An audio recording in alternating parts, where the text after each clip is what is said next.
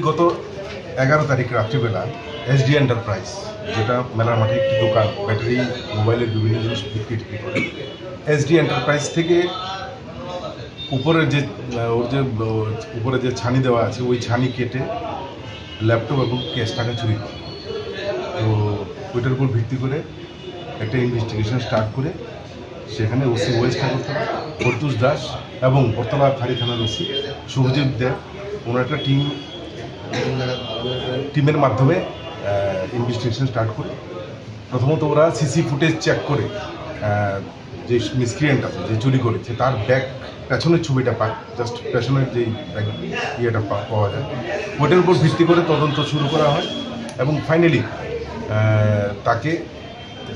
গতকালকে আটক করা হয়। তার কাছ থেকে সেই চুরি যাওয়া ল্যাপটপ পাওয়া যায় এবং তার সঙ্গে যে সঙ্গী ছিল ওকেও আটক করা হয়, সজল দেবনাথ, এবং মেইন হচ্ছে অমিত দেব। তো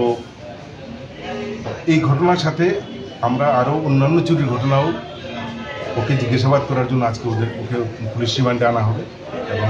আশা করি বিশেষ করে আমরা যে বিষয়টা নিয়ে করছি, কোর্ট কমপ্লেক্সের ভেতর কিছু ব্যাটারি চুরি হয়েছে,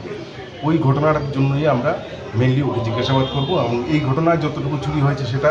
রিকভারি হয়েছে, কারণ তাতে ক্যাশ টাকা ছিল আরও বেশি, কিন্তু এই মাঝখানে কয়েকদিনে সে কিছু টাকা খরচ করে ফেলে, তারপরে 3,500 টাকা এখানে পাওয়া যায়। ওদের বিরুদ্ধে আগের কোনো কেস আছে?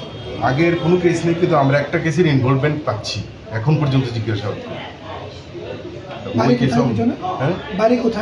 দুজনে, একজনের বাড়ি তো ইয়েতে, একজনের বাড়ি আমবাসা, যে মেইন, তার ল্যাপটপ কিন্তু আমবাসা থেকে রিকভারি করা হয়েছে, আর আরেকজনের বাড়ি হচ্ছে জিবি হসপিটাল।